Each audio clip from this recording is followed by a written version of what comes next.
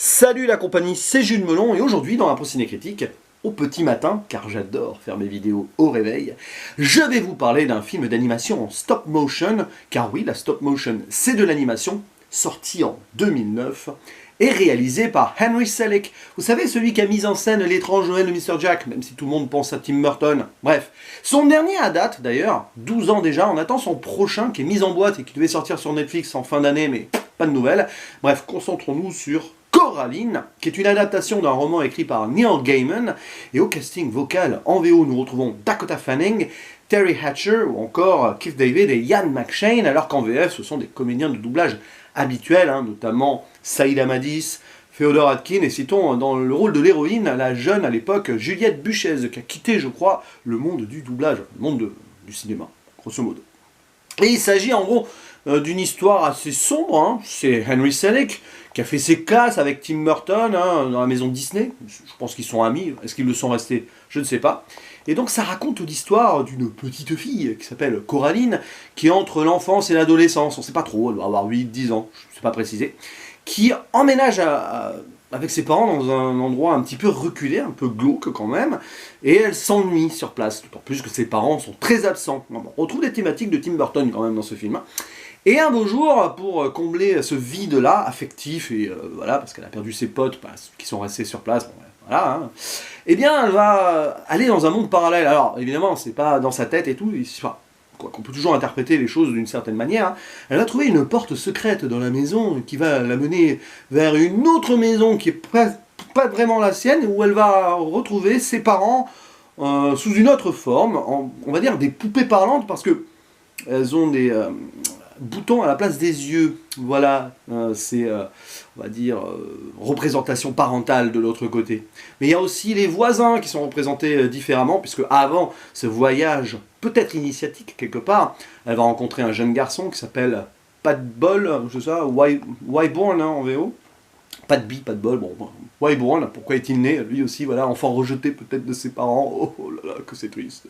Et donc aussi les voisines, un gars qui plus ou moins dans le cirque, etc. Enfin, qui sera surtout le leader du cirque de l'autre monde. Et il va se passer beaucoup de choses, beaucoup d'aventures. Pourquoi? Pour à un moment sortir de ce monde, elle est peut-être prisonnière, et libérer aussi les anciens enfants qui auraient été emprisonnés dans cet endroit. Et tout ceci part quand même d'un truc étrange, c'est que son nouveau voisin, pas de bol, Wyborn, il lui offre une poupée quasiment à son effigie. C'est quand même bizarre, elle vient d'arriver, le destin peut-être, ou de la sorcellerie. Voilà, tout ceci donc nous offre un film pour enfants, mais à visée adulte, assez horrifique. Oui, on peut le qualifier de film d'horreur, film d'angoisse pour plus jeunes, qu'il fallait que je découvre depuis un petit moment. Et moi personnellement, Henry Selick, j'aime bien.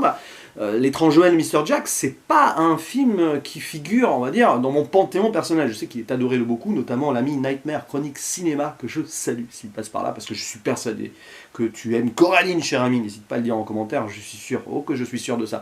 Mais voilà, et donc je découvre ce film sur le tard, Coraline, ça fait un bail que je l'avais noté, et comme Halloween approche, je me suis dit que c'était le bon moment. Qu'en ai-je pensé? Alors, c'est particulier, parce que sur le plan technique, animation stop motion, c'est très beau, très bien. L'ambiance est géniale. On passe d'un monde à l'autre, justement, avec cette colorimétrie qui change. Tout est là.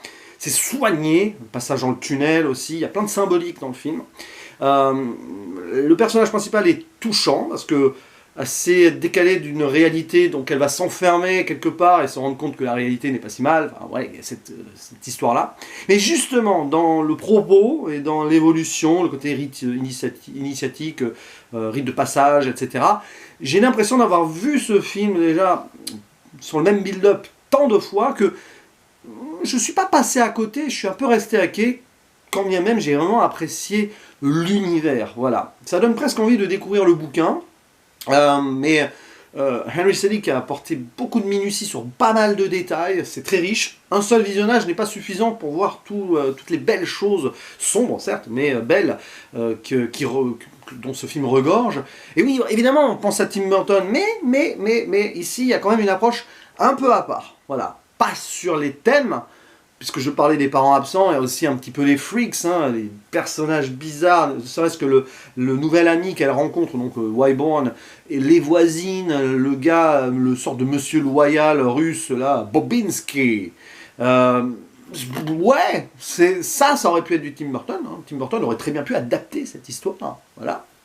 Mais je trouve qu'il y a quand même une approche plus conte de fées, proche de Alice au Pays des Merveilles ici. Peut-être, bah, je dis ça alors que Tim Burton en a fait un film. Bon, on va arrêter les comparaisons, c'est pas bien. Non mais c'est vrai, c'est pas bien, ça fait penser. Voilà, je fais pas des comparaisons, mais c'est vrai que bon, voilà, voir Coraline traverser un tunnel pour aller de l'autre côté du miroir, quelque part, ça paraît évident. Mais ça c'est dû au roman. Je pense que Neil Gaiman a été inspiré par l'œuvre de Lewis Carroll, tout simplement. Pas spécialement chercher plus loin. Mais en tout cas, c'est intéressant et c'est à montrer aux plus jeunes. Voilà, moi je vais avoir 40 ans, là, en fin d'année. Peut-être que je le vois trop tard, même si je sais garder mon âme d'enfant, vous me connaissez. Je ne l'ai pas vu peut-être dans un contexte... Ouais, j'aurais dû peut-être attendre les vacances, poser et tout. J'étais posé devant, mais voilà, avec le boulot, avant, après, tout ça. Mais je ne regrette pas quand même ce visionnage qui me donnera envie de réessayer plus tard. Parce qu'il y a probablement des petits trucs qui, voilà, qui peuvent te faire réfléchir. Ça fait réfléchir sur le plan voilà, humain et tout, mais après tu peux aussi imaginer des théories, etc. Parce que la fin peut être interprétée de plusieurs manières, je vais rien dire dessus, je vais pas faire de zone spoiler. Mais voilà, puis bon, tu as après tout ce qui est conte de fées, sorcellerie, un petit peu sombre, tous les petits éléments qui sont là, donc des monstres quelque part. Enfin, dans l'autre monde c'est particulier, à un moment celui-ci s'écroule, il y a presque une sorte de troisième monde indirect qui se fait, il y a le chat qui parle, voilà, vous avez tout ça, les bizarreries, et puis moi j'aime beaucoup dans le film, c'est quand même ce que je préfère. Bon, j'ai aimé moi le personnage de Wyborn, je sais qu'il n'a pas trop été apprécié et tout, un petit peu solitaire et tout, j'aime bien cette construction là, où au début ils sont un peu comme chien et chat, mais après ils vont apprendre à être ensemble, plus ou moins. Et moi j'ai beaucoup aimé donc le personnage, l'autre mère, les autres parents, mais surtout l'autre mère, qui, voilà, il y a cette construction-là, tout est beau, tout est faux, hein, mais tout est beau, voilà, cette idée-là, et on se rend très vite compte que derrière tous ces artifices se cache un terrible secret, presque une forme très sombre, voire magie noire de voir les choses, quoi. Et voilà, ça c'est bien parce que, quelque part, le message est clair ici, je pense que c'était le même dans le roman, voilà, les enfants qui peuvent se perdre dans un autre monde, peuvent se perdre aussi, et le message il est aussi aux parents, voilà, prenez conscience que vos enfants évoluent, voilà, occupez-vous de vos enfants, vous avez eu des enfants, prenez soin d'eux, et je pense que c'est un peu ça le message, c'est un peu conservateur quelque part, mais pour les enfants il y a quelque chose qui me paraît juste ici, et donc Coraline qui se sentait abandonnée, qui, quelque part, qui a dû changer d'univers, forcément, voilà, elle va se perdre là-dedans, dans les dangers de l'imaginaire. Alors, dans les dangers de l'imaginaire, oui et non, parce que c'est bien d'avoir son imagination aussi, se créer des choses, hein. Tim Burton ne dirait pas le contraire. C'est peut-être ici d'ailleurs que le travail de Henry Selick et de Tim Burton s'éloigne, c'est que peut-être Tim Burton n'aurait pas eu la même approche. Voilà, parce qu'ici quand même en imaginaire ça semble magnifique et tout potentiellement, mais après, voilà, vite retour à la réalité. Quoique, qu'est-ce que la réalité? Bonne question. Quand on va à la fin du film, on se quand même se demande déjà là où elle l'aménage, c'est une forme de réalité un peu étrange, mais voilà. Mais bon, je vous laisse du coup sur ces interprétations qui n'en sont pas vraiment, c'est qu'un visionnage, mais j'ai ressenti ça comme ainsi. Mais c'est un métrage voilà, à découvrir. Si vous ne l'avez pas vu, on va faire découvrir à vos plus jeunes, peut-être pas avant 6, 7 ans, 8 ans, quand même, ça peut être une bonne porte d'entrée à l'univers horrifique un peu glauque pour les plus jeunes, quand même. Voilà. Mais il y a des moments qui peuvent faire très peur des enfants en dessous de 5-6 ans, quand même, je pense. Mais voilà, une bonne idée pour les prochaines vacances de la Toussaint autour de la Halloween, si vous avez des plus jeunes avec vous. Faites-leur voir Coraline et peut-être découvrez-le au passage aussi. N'hésitez pas en commentaire à dire ce que vous pensez de ce film, auquel j'attribue un bon 7 sur 10, mais je le reverrai un jour, hein, c'est une note, on va dire lambda ici pour l'instant, et puis noter les films, j'ai de plus en plus de mal de toute façon, et c'est normal. Bref, voilà, dites ce que vous voulez en commentaire, l'espace vous est ouvert. Je vous dis à la prochaine, ciao.